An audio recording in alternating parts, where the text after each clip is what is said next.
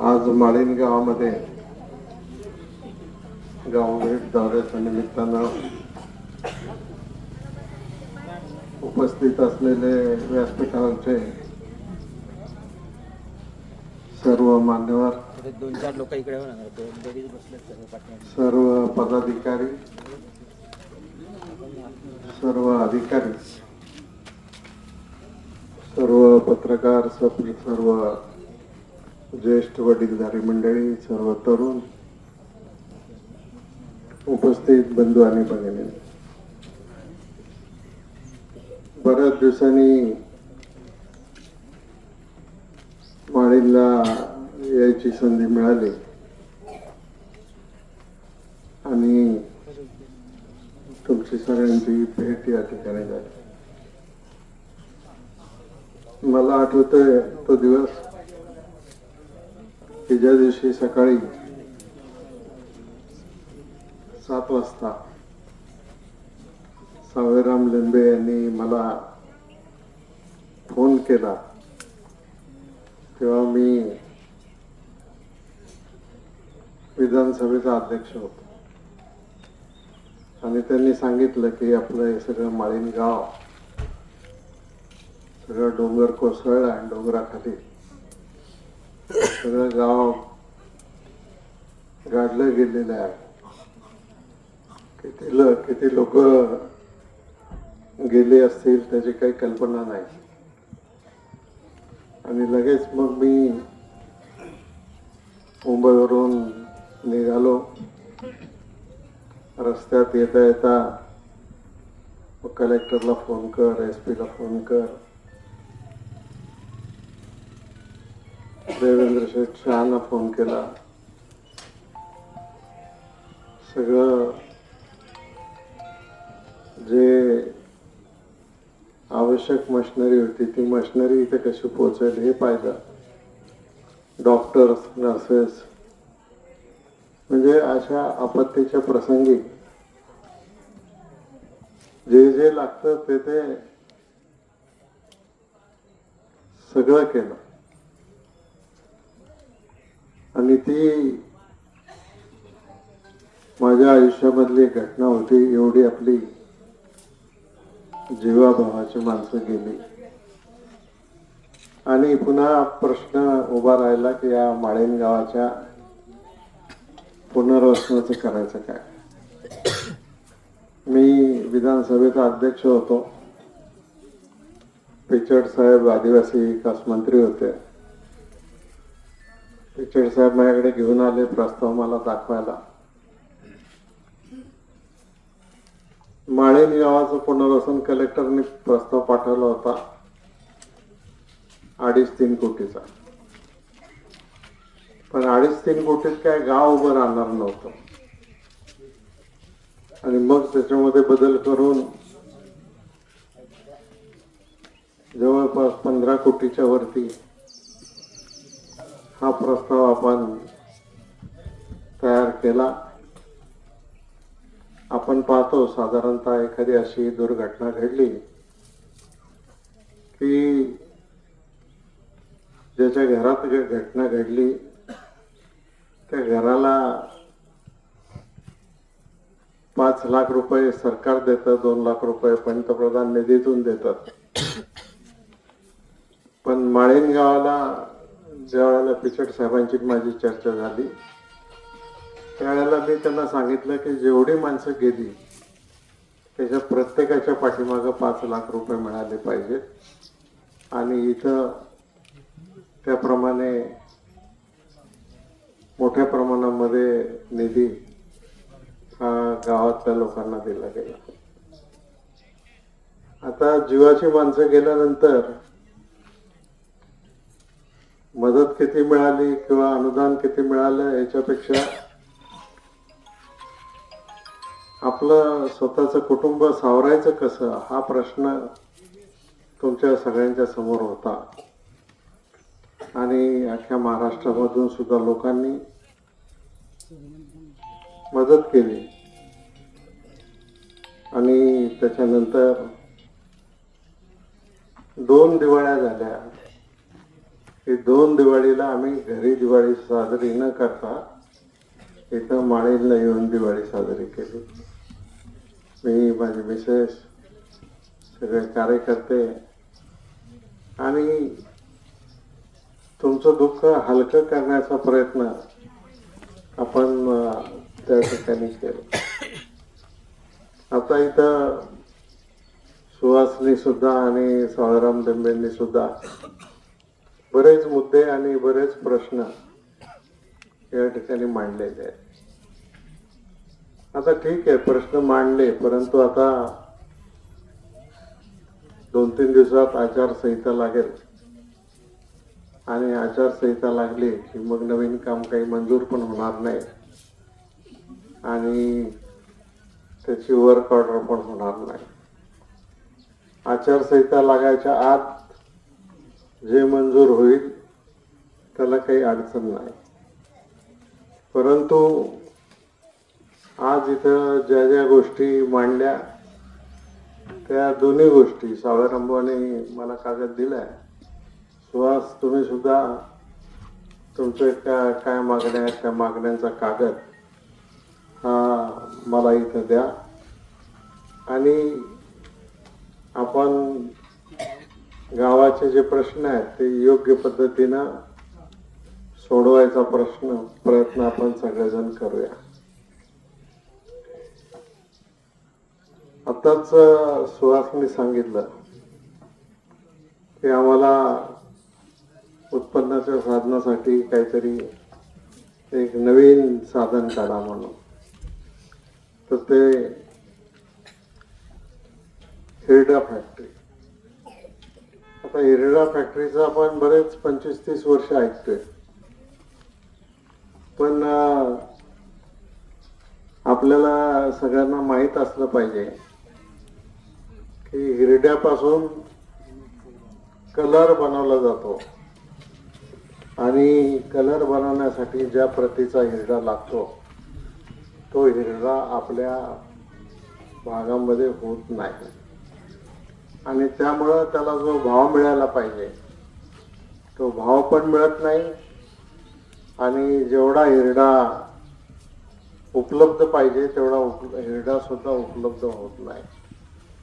पण तरी सुद्धा आपले शेतकरी हिरडा गोळा करतात, बाजारात नेतात, विकतात. त्याचे भाव कधी खाली पडतात.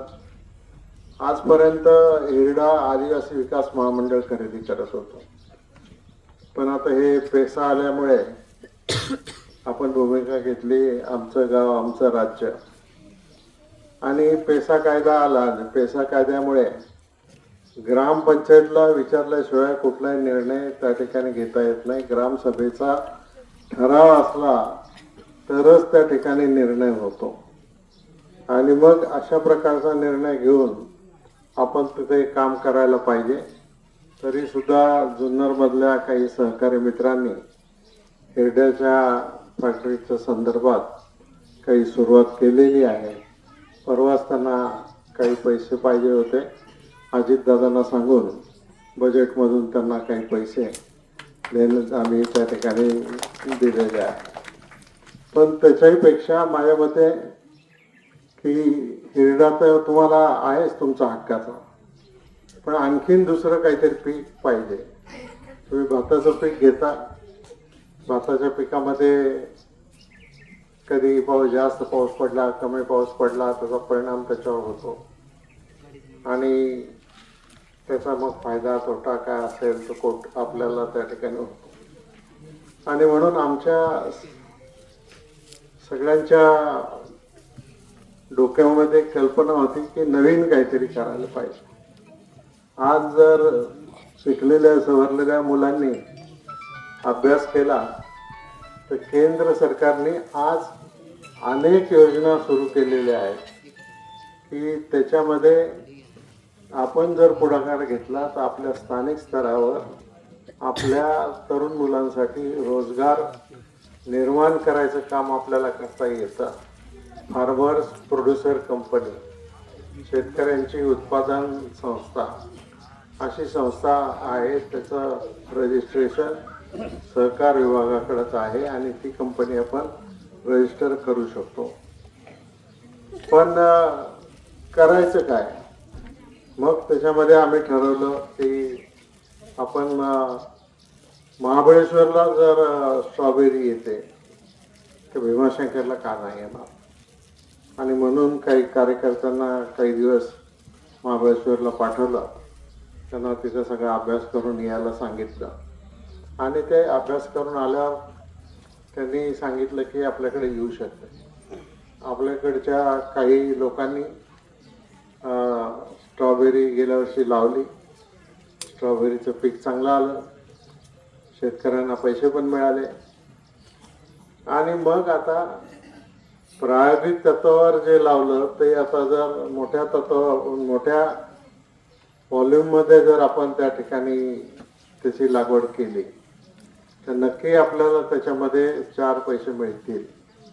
आणि त्याच्यासाठी कालच अजितदादा पवार यांनी आंबेगाव तालुक्याच्या या स्ट्रॉबेरी लागवडीसाठी 1,20,00,000 रुपये मंजूर केलेले आहेत.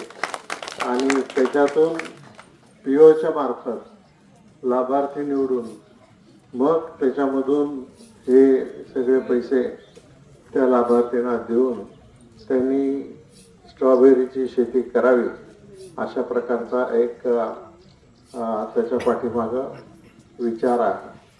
तर तो विचार तुम्ही करा.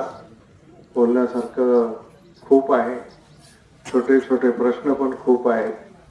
परंतु आता आचारसंहिता लागली तर मग आपल्याला काहीच करता येणार नाही. आणि म्हणून आज आपण भेटलो. तुम्हाला भेटायला मध्ये आधीच मी येणार होतो, पण 4 महिन्यापूर्वी मला एक अपघात झाला. माझा पाय मोडला. 3 महिने हॉस्पिटलला होतो, 1 महिना घरी होतो. आणि त्यामुळे 4 महिने बाहेर पडता आलं नाही, कुठं जाता आलं नाही, कोणाची भेट घेता आली नाही. आणि त्याच्यामुळं थोडासा उशीर जरी झालेला असला. आणि त्याच्या दरम्यान हे आता लोकसभेच्या निवडणुका झाल्या. काय झालं मला काही कळलं नाही. कोणीतरी तुमच्या डोक्यात घातलं की आपली भारताची घटनाच रद्द करणार. कोणीतरी सांगितलं की तुमचं रिझर्वेशन जाणार आहे. अजिबात काय रिझर्वेशन वगैरे काय जात नाही. काय काळजी करू नका त्याची. कुठे जाणार नाही रिझर्वेशन. आणि त्यामुळं आज जरी बाहेर चर्चा असली की धनगर समाजाचे लोक म्हणतात की आम्हाला रिझर्वेशन हे आदिवासी मधून द्या, तर ते शक्य होईल असं मला वाटत नाही. मराठा समाजाचे लोक म्हणतात आम्हाला OBC मधून आरक्षण द्या, तेही शक्य होईल असं मला वाटत नाही. आणि त्यामुळं मला आपल्याला एक सांगायचं आहे की या छोट्या छोट्या गोष्टी ज्या आहेत या गोष्टीवरून आपण वाद करायला लागलो. आता मंदिर आणि मस्जिदीचा वाद किती वर्ष चालला. शेवटी सुप्रीम कोर्टाने काय निर्णय दिला, त्याचा काय झालं, मंदिर उभं राहिलं, लोक जातात, दर्शन करतात, संपला प्रश्न. पण आपण जर समाजामध्ये वाद करायला लागलो. आता कोणीतरी तुम्हाला येऊन सांगितलं की दिलीप वळसे पाटील असं करतो आणि तुम्ही असं करा, आणि तुम्ही तसं केलं तर तुमचा निर्णय बरोबर ठरेल का चुकेल मला माहिती नाही. आणि मग त्याच्यामधून भविष्य काळामध्ये त्याचे परिणाम आपल्याला भोगायला लागतील. आणि ते परिणाम आपल्याला भोगायला लागू नये म्हणून आपण त्याचा प्रयत्न केला पाहिजे. एक आपण आता 2 लिफ्ट इथं मंजूर केलेल्या आहेत, एक फुलवड्याला आणि एक बोरघरला. आणि त्याच्यातून शेतात पाणी आणायचं. आता पाणी कसं आहे की कोण म्हटलं की मी या डोंगरावर पाणी नेऊन दाखवतो तर त्याला वेळेच्या हॉस्पिटलमध्येच भरती करावं लागेल. तर शेवटी मोटरची साईज किती आहे, ते पाणी किती फेकणार आहे, त्याला लाईट किती लागणार आहे, त्याचं बिल किती येणार आहे, या सगळ्या गोष्टींचा विचार करायला पाहिजे. जे तांत्रिकदृष्ट्या योग्य आहे ते तांत्रिकदृष्ट्या आपण करू शकतो. बाकीच्याला दुसरा काहीतरी पर्याय आपण काढला पाहिजे. आणि म्हणून जलसंधारणाच्या माध्यमातून आपण जर आपल्या परिसरातल्या साईट्स शोधल्या तर त्याच्यासाठी जेवढा लागेल तेवढा पैसा द्यायची माझी तयारी आहे शासनाच्या तिजोरीमधून. आणि तेवढा पैसा मिळाल्याच्या नंतर आपल्याला या ठिकाणी आपल्या या शेतीच्या पाण्याची व्यवस्था आपल्याला करता येईल. असे अनेक प्रश्न आहेत, त्याचं प्रत्येकाचं उत्तर आहे. आता लाईटच्या बाबतीत सुद्धा आपण डिंब्याला 33 kVचं सबस्टेशन करतोय. डिंब्याला तिथे आज आपल्याला जुन्नरून लाईट येते, आता आपल्याला डिंब्यावरून लाईट येईल. आणि डिंब्यावरून लाईट येईल त्यावेळेला सगळा आपला हा जो आदिवासी भागाची सगळी गाव आहे या सगळ्या गावांना चांगल्या पद्धतीनं वीज त्या ठिकाणी मिळेल, वीज जाणार नाही आणि त्याचा फायदा आपल्याला मिळेल. आज केंद्र सरकार अनेक योजना देते. केंद्र सरकार धान्य देते, वर्षाला 6,000 रुपये देते, विद्यार्थ्यांना मोफत शिक्षण देते. आज आमच्या राज्य सरकारने निर्णय घेतला की महिलांसाठी लाडकी माझी बहीण हा निर्णय घेतला. प्रत्येक महिलेला 1,500 रुपये दर महिन्याला त्या ठिकाणी मिळतात. आणि 1,500 रुपये दिल्यामुळं काही फार मोठं कुटुंबामध्ये काही होईल असं नाही, पण खरंच ज्यांना गरज आहे, खरंच ज्याची परिस्थिती गरिबीची आहे, त्यांना ही मदत तशी पाहिली तर मोठी आहे. आपल्याला सुद्धा 6,000 केंद्र आणि 6,000 राज्य असे 12,000 रुपये आपल्याला मिळत आहे. 7.5 हॉर्सपॉवरच्या आतमध्ये ज्या मोटारी आहे त्याचं सगळं वीज बिल माफ करायचा निर्णय सरकारने त्याच्यामध्ये घेतलेला आहे. आणि सगळ्या मुलींचं नुसत्या आदिवासी नाही तर आदिवासी बिगर आदिवासी कुठल्याही समाजाची असली तरी सगळ्या मुलींचं शिक्षण मोफत करण्याच्या संदर्भात कुठली फी घ्यायची नाही याच्या संदर्भामध्ये निर्णय झालेला आहे आणि त्याची सुद्धा सुरुवात झालेली आहे. आता मगाशी नंतर तुम्हाला आम्ही एवढ्यासाठी शोधत होतो की मगाशी तिथं एका सहकार्याने प्रश्न मांडला की आता इथून 1,000 लिटर दूध डेअरीला जातं आदिवासी भागातून. मग थोडा मोठा प्रोजेक्ट टाकला तर काय होईल. आता तुम्ही दुधाची वाहतूक करताय, तुमचे देवेंद्र शेठचे संबंध चांगले आहेत, ते तुम्ही बसून जर ह्या आदिवासी भागासाठी एखादा प्रोजेक्ट तुम्ही या भागात जर मध्ये उभे करू शकलो तर बँक सुद्धा कर्ज देईल आणि त्याच्यातून शेतकऱ्यांना सुद्धा त्या ठिकाणी गायी दिल्या तर गायीला कर्ज दिलं तरी त्याच्यामध्ये प्रत्येक घरामधून दूध आलं तर त्यांना पण 4 पैसे उत्पन्नाचे त्या ठिकाणी मिळतील आणि ते कुटुंब आपल्या परिस्थितीतून जरा बाहेर येईल. अशा या सगळ्या गोष्टी करायच्या आहेत. पण आता वेळ कमी आहे. आचारसंहिता झाली की मतदान होईल. मतदानाच्या वेळेला तुम्ही जसं 35 वर्ष आशीर्वाद दिला तसाच आशीर्वाद याही वेळेला द्यावा अशा प्रकारची विनंती प्रार्थना मी आपल्याला करतो आणि आपली रजा घेतो. जय हिंद, जय महाराष्ट्र.